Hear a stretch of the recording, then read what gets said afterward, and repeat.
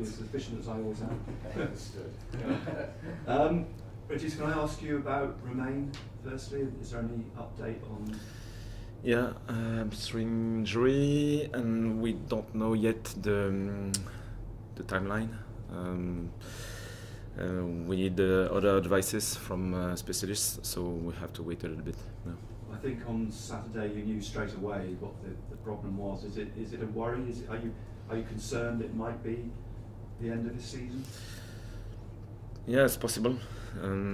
So we'll have to make a decision about the situation, and it's not up to us really, because we need specific advices to make this decision. The timing's not great. You've just got Lefebvre back, and you've got him back as a number 10 where you wanted to play him.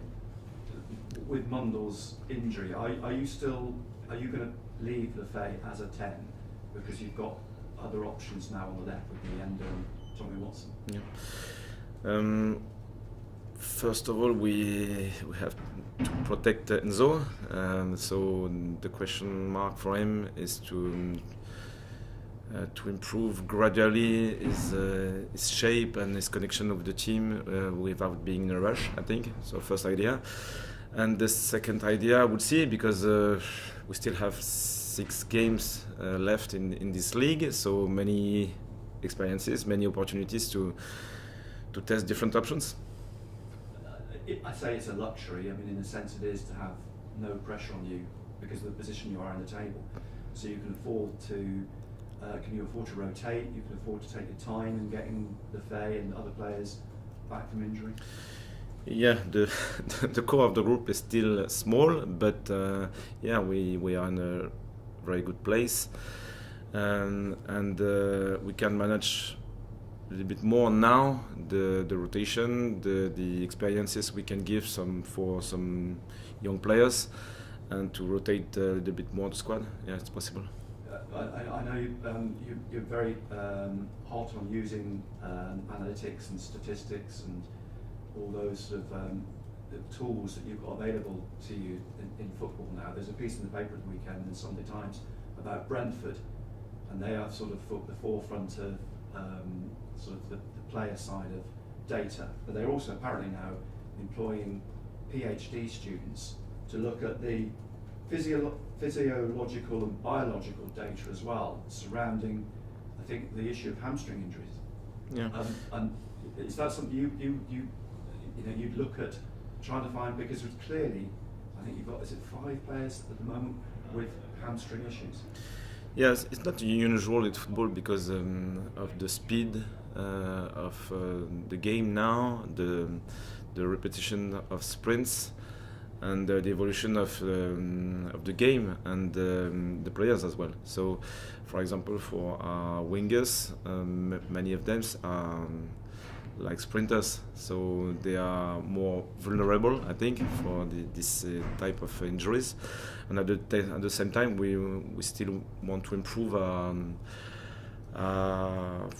way of working. And I think here in the building we have many people around the medicine, the research, and so on.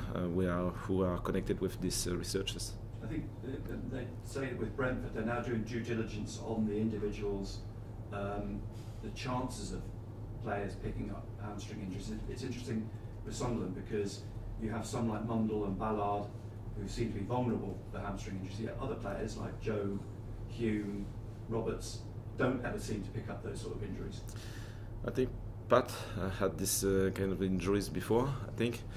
And yeah, it's a question of different, it's always different situations and different profiles and different status as well with the work we have to do as a club to manage the overload. So I think sometimes it's possible because we have a full squad. Sometimes it's more difficult because of the players injured and the availability of some of them.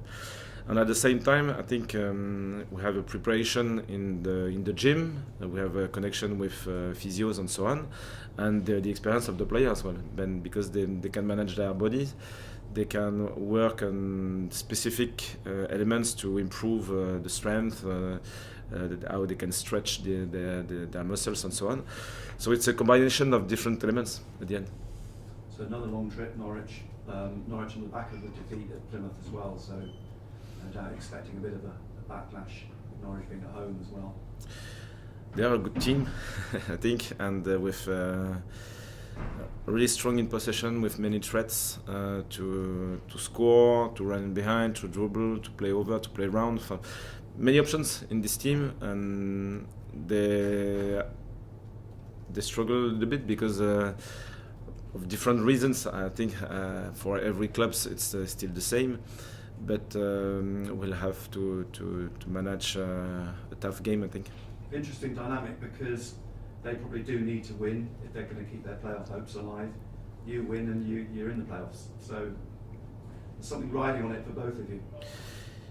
Yes, two different dynamic, and for us we still have to build this momentum. So every game, whatever the opponent, our squad, the team lineup, we want to be consistent, and the progress of the team is not linear. But I think, for example, at West Brom we showed very strong consistency, out of possession especially, and so this experience will be really interesting to keep learning, to keep pushing as a team, to keep improving different elements in our game. 3-game week, and we often talk about Pat Roberts, and is this a opportunity? Will you look to rest Pat, or change things? We'll see tomorrow. Thank you. Régis, a team like Norwich, in some ways, did they sort of show the strength of the division? Because they're a team who would have fancied their chances of being in the promotion shake-up, and yet, with 6 games to go, they're barely hanging on to the playoff race. Does that, in a way, show what a strong division it is, that you have got teams like that who can't quite? Yeah, sure, because they are really impressive in possession, to build up the game, to create imbalance in set attack, but in counter attack as well, with many threats, and we can see that it's not easy to be in this part of the table. So it shows obviously that this league is tough, and you have to be consistent in different phases throughout 46 games. So it's a tough league, and it shows that so far we are good with 75 points now, and so it shows that we have to keep this idea, to stay consistent, and to improve the different elements in our game to be competitive until the end. Obviously, Tommy Watson is in the slightly unusual situation that we know where his future is. He didn't get on Saturday, but given the unfortunate news about Romain, I mean, he is a resource available to you between now and the end of the season, isn't he? So, presumably, he is somebody very much in your thoughts still. Absolutely. So it was a decision connected just with the game, and the dynamic, the choices we have to make as a coach and as a staff. So he's available, he's connected with the team, he's a full player of Sunderland, and motivated to be promoted at the end of the season. So for me, no worries, and for the next stage of the season, Tommy will be a player of Sunderland until the end, and I'm really confident about using him as a left winger or right winger or in another position, I don't know, until the end of the season. I just want about the situation. Obviously, you want to win every game. Obviously, you want to keep winning in case things change above you. And yet there is this slightly strange dynamic. What are you kind of hoping for from these games, this last group of games that you've got now? Consistency. And I think the mindset was really positive at West Brom. The output, especially in possession, wasn't impressive, but we felt that we were a team with the desire to win. And I think this part of the season now is really connected with the mindset of the team. So for me, this is the main point. And if we can manage the minutes and the load of the core of the squad, it will be better, but we'll see. A couple of 1-0 wins, which I know coaches usually love, a 1-0 win with a clean sheet. Earlier in the season, sometimes there was late goals being conceded. The fact that you haven't over these last couple of games, does that suggest a team that's growing and learning how to see out games? Yeah, probably, and it shows as well that sometimes you can concede goals, and it doesn't mean that you are not able to manage the games. It's just a question of sample, and sometimes you are lucky or unlucky. But at the same time, I think this team is getting more experience now, and they manage the game a little bit differently. With the referee, with the choices they can make for the restarts or the pressing and the set pieces as well. So minutes after minutes, experiences after experiences, I think we are growing.